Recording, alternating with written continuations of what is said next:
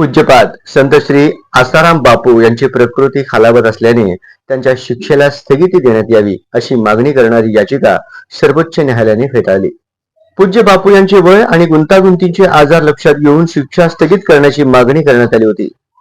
न्यायालयाने या संदर्भात राजस्थान उच्च न्यायालयात जाण्याचा सल्ला दिला.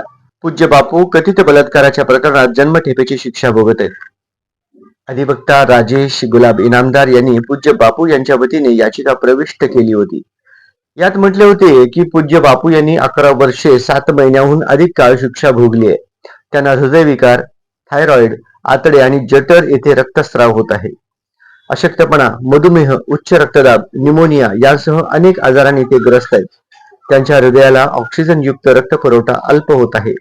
त्यांची प्रकृती दिवसेंदिवस बिघडत चालली आहे. त्यांचा तुरुंगातच वेदनादायी मृत्यू होण्याची भीती आहे.